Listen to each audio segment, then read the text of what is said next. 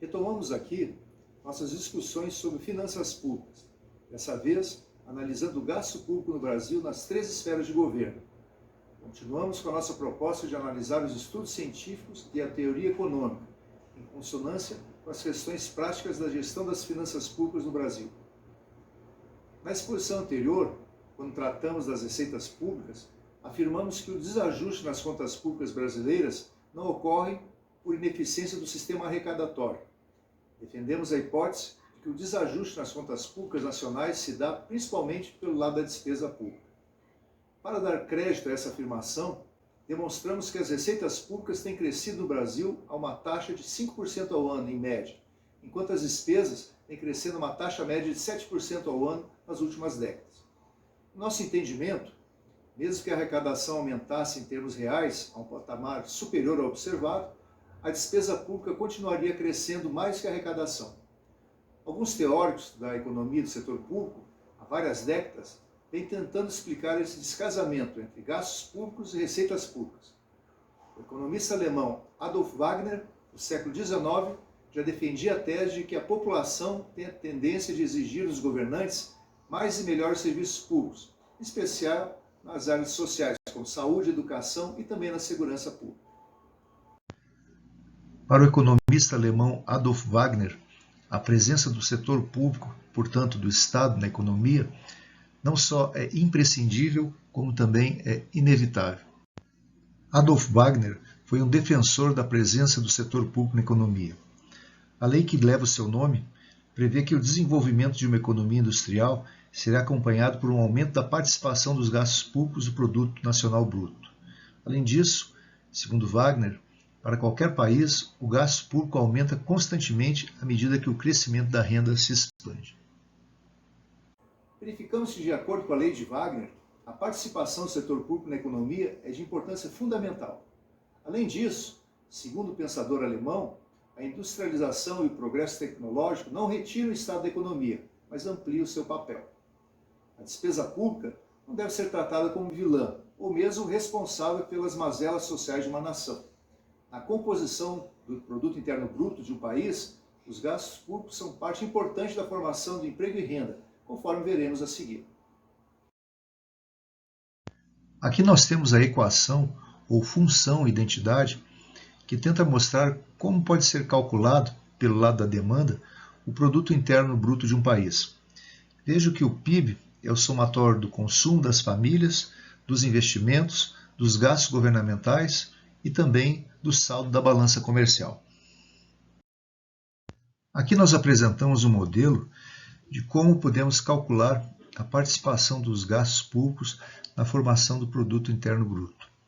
Veja que do total das despesas consolidadas na União, Estados e Municípios em 2017, retiramos os juros e amortizações, porque não agregam valor ao produto interno bruto, e também as transferências entre governos, principalmente o FPE e o FPM do governo federal e as cotas-partes que os estados transferem aos municípios. Isso para evitar uma dupla contagem. Nesse sentido, podemos afirmar que em 2017 os gastos governamentais representaram um montante de 2 trilhões 682 bilhões e 80 milhões de reais. De acordo com o IBGE, o PIB brasileiro em 2017 atingiu um montante de 6 trilhões e 583 bilhões de reais aproximadamente a preço de mercado. Já os valores dos gastos governamentais, conforme calculamos anteriormente, chegou aí ao montante de 2,7 trilhões de reais aproximadamente.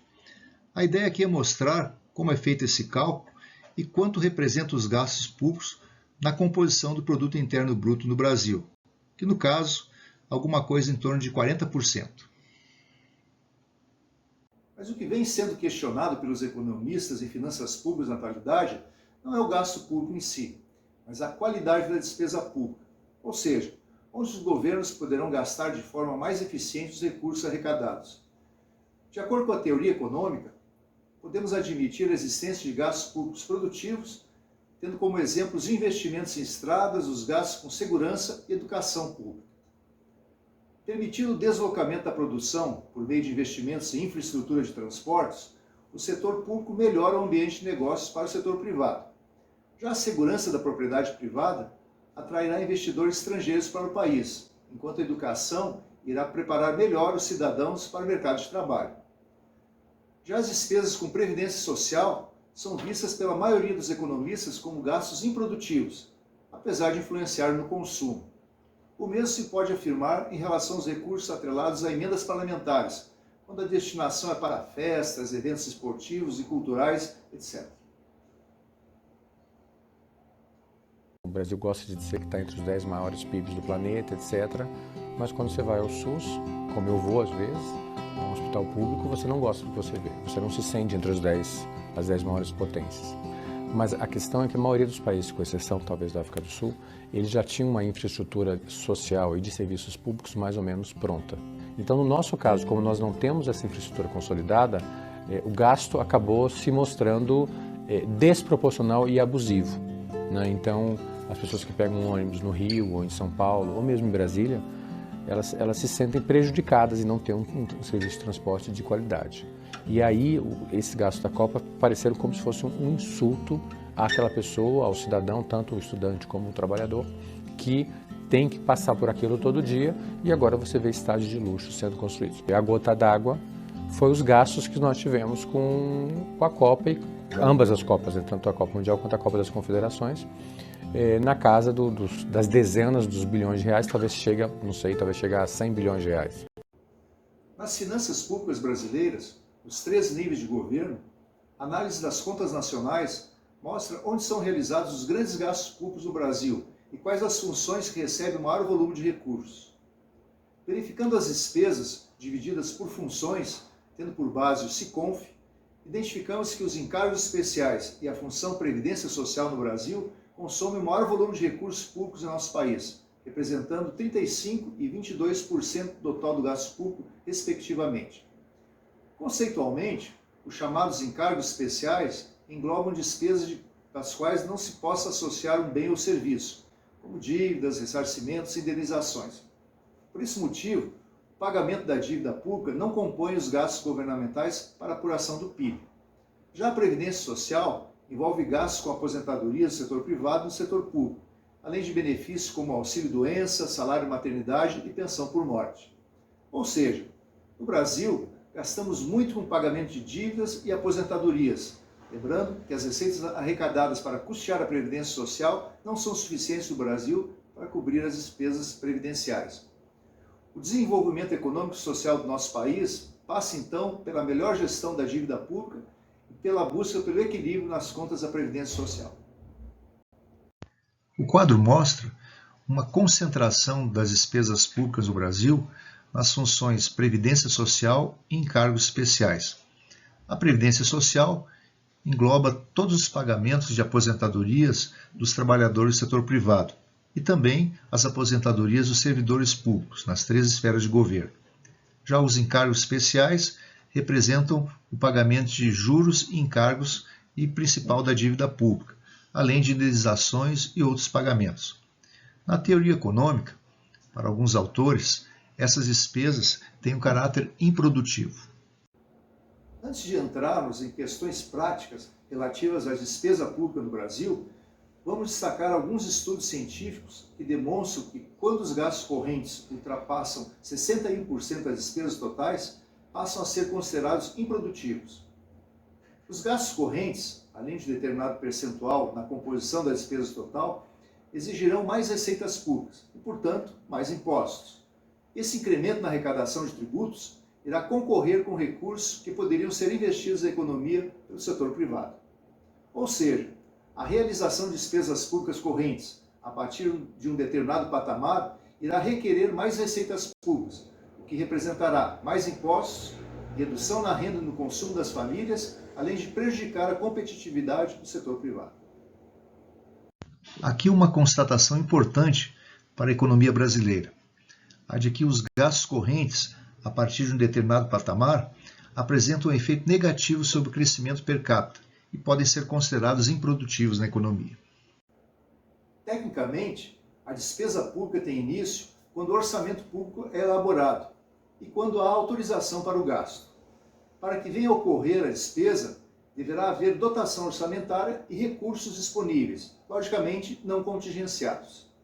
A partir daí é que podemos falar em empenho, liquidação e pagamento, os três estágios clássicos da despesa pública no Brasil. No empenho, o Estado assume o compromisso de pagamento junto aos fornecedores de bens e serviços, que será efetivado após a entrega do produto ou realização do serviço contratado. A liquidação é quando ocorre a comprovação de que o credor cumpriu todas as obrigações constantes do empenho, como a entrega de material contratado ou a prestação do serviço. Envolve, portanto, todos os atos de conferência e verificação qualitativa e quantitativa.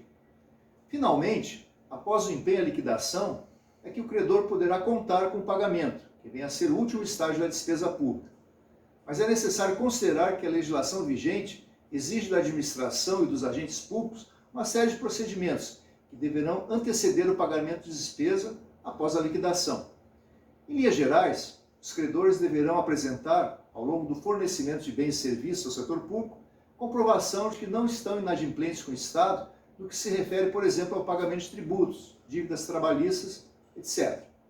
Também deverão ser renovados aqueles documentos que atestam a competência técnica e que têm a sua validade vencida, por exemplo. Aqui estão as fases ou estágios da despesa pública no Brasil. É claro que tudo começa com a previsão orçamentária desse gasto, com a dotação orçamentária. A partir daí é que podemos falar no empenho, na liquidação, no pagamento da despesa pública. Há uma discussão importante em relação à despesa pública, no que se refere ao momento em que é criada para a administração pública a obrigação da despesa, nascendo, portanto, o direito do credor. Não é assunto pacificado e depende muitas vezes do entendimento de cada órgão de controle em cada unidade federativa. Para alguns setores da administração pública, a obrigação do Estado nasce com o empenho da despesa, já que o fornecedor, a partir de uma expectativa de recebimento de valores, irá despender recursos próprios, seja contratando pessoas, seja adquirindo matérias-primas. Nessa interpretação, o empenho realizado garante o direito adquirido pelo credor. Cria para o poder público, portanto, uma obrigação. A partir daí, somente uma situação superveniente, como a não entrega do bem ou serviço, nas condições ou quantidades contratadas, poderia fazer com que o direito do credor fosse suspenso, mas não anulado de ofício. Já outras frentes entendem que a obrigação nasce quando houver a entrega do bem ou serviço contratado. Portanto, nesse caso, a obrigação do poder público junto a terceiros nasceria com a liquidação da despesa. A segurança jurídica nas relações comerciais entre o setor público e o setor privado tem dado razão à primeira tese, a de que o empenho deve criar obrigação para o poder público junto a terceiros. Veja que existe no nosso meio a figura dos restos a pagar não processados, que é quando se assume uma obrigação de pagamento, mesmo ainda não havendo a liquidação da despesa. Nesse caso, se as despesas empenhadas não foram liquidadas até o final do exercício, o setor público irá apropriar o valor a ser pago na sua dívida de curto prazo. Nesse slide, reforçamos a tese de que a obrigação do setor público junto a terceiros, junto a fornecedores de bens e serviços, nasce com empenho. A obrigação da despesa na administração pública nasce a partir da emissão da nota de empenho. Vamos agora analisar algumas características das despesas públicas em nível federal, estadual e municipal no Brasil. Na União Federal, verificamos que os gastos correntes representam um percentual de 62% em média em relação à despesa total.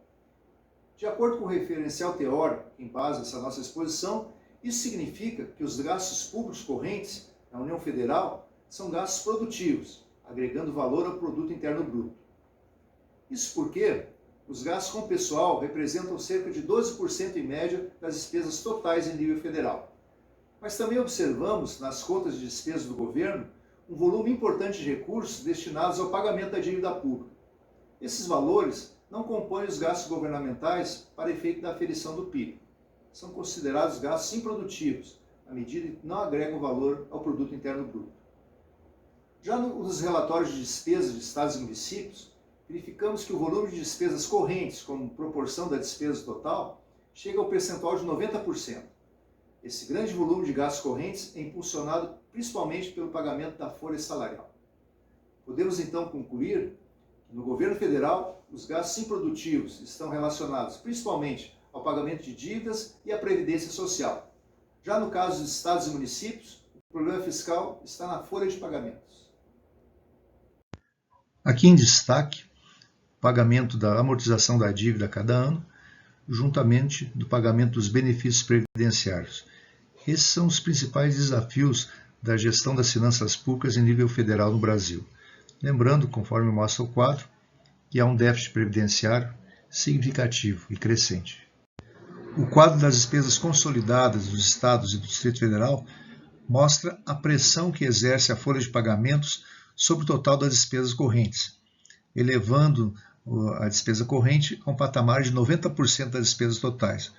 Podemos medir aí, mensurar a ineficiência, a improdutividade do gasto público em nível estadual, tendo por base os estudos teóricos que apresentamos nessa exposição.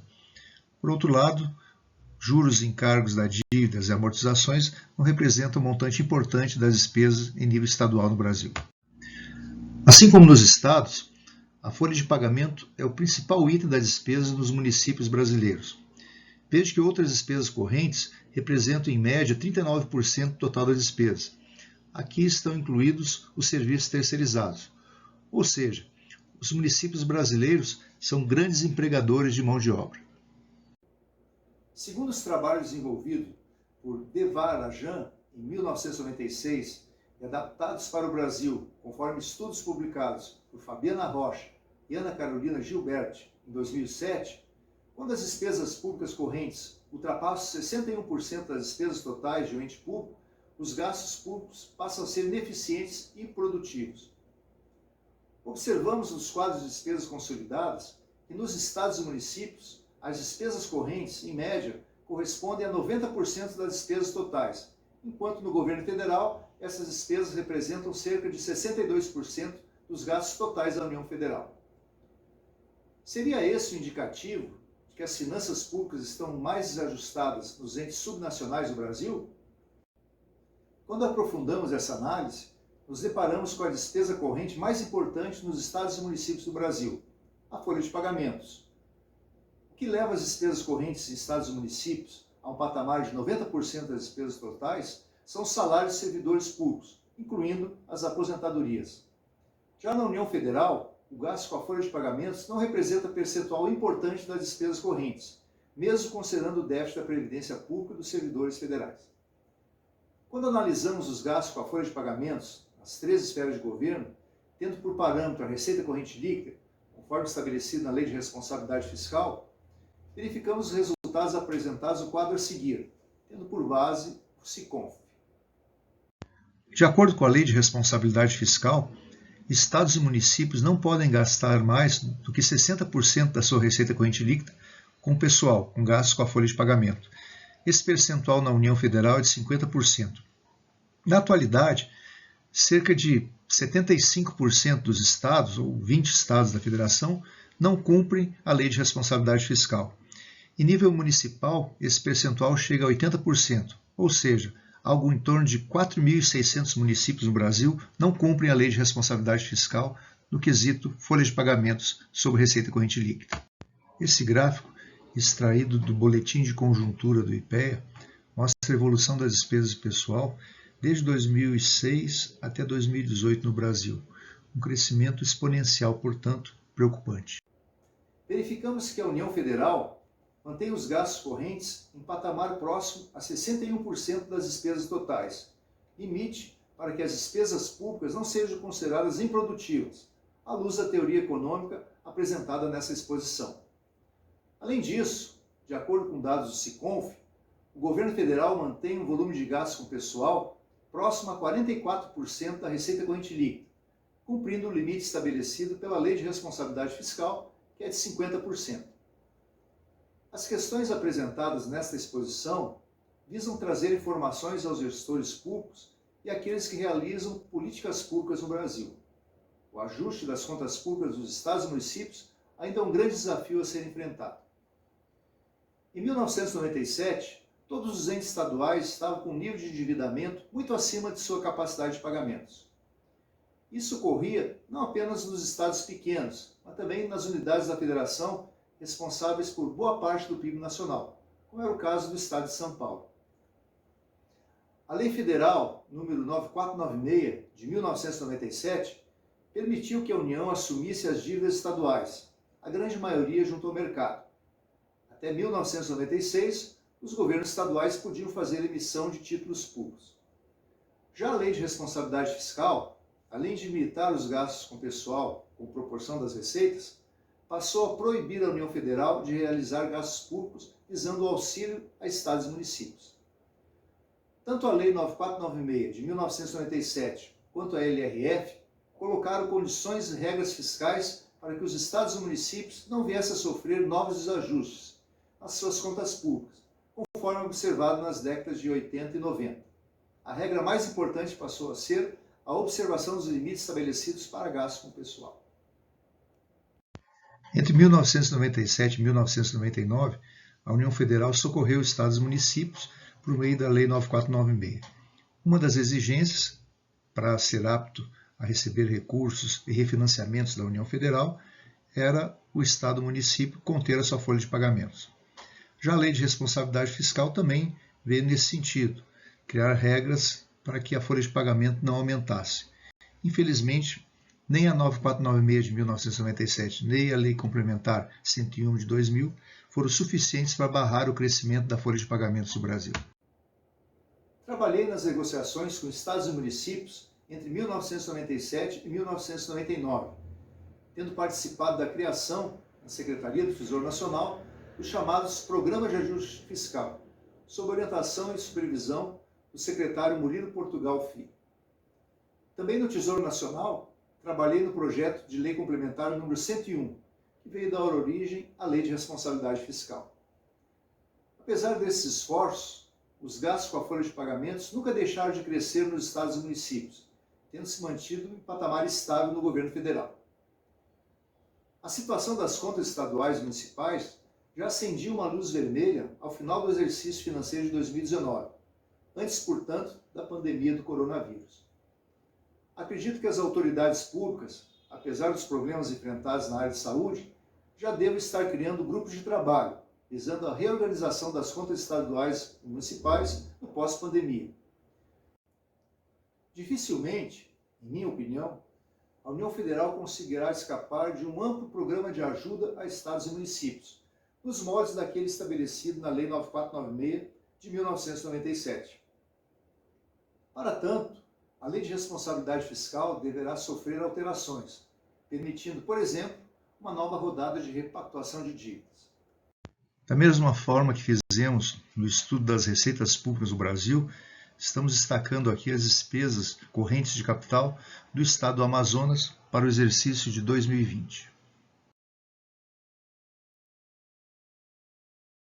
Aqui uma redistribuição das despesas do Estado do Amazonas, no sentido de identificarmos aquelas despesas fiscais e as despesas financeiras.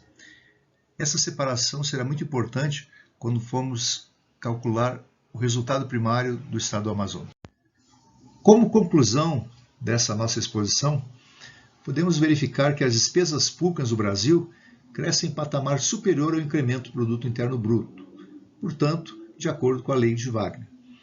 O desajuste fiscal ocorre principalmente nos estados e municípios. A folha de pagamentos é o principal fator de desajuste fiscal no Brasil nos estados e municípios. Já os gastos correntes, quando ultrapassam 61% das despesas totais, tornam-se improdutivos, que passam a exigir mais impostos que retiram renda de empresas e de famílias na economia. Essa ineficiência, quando mensurada, aponta para um volume de cerca de 264 bilhões de gastos improdutivos nos estados e cerca de 174 bilhões de gastos improdutivos dos municípios, para dados de 2017. A reforma da Previdência trouxe algumas possibilidades para que os gastos com pessoal venham a ser reduzidos nos estados e municípios do Brasil no médio prazo. Nosso próximo assunto será a Previdência Complementar para o Setor Público Nacional, a partir da reforma da Previdência aprovada ao final de 2019. Até lá!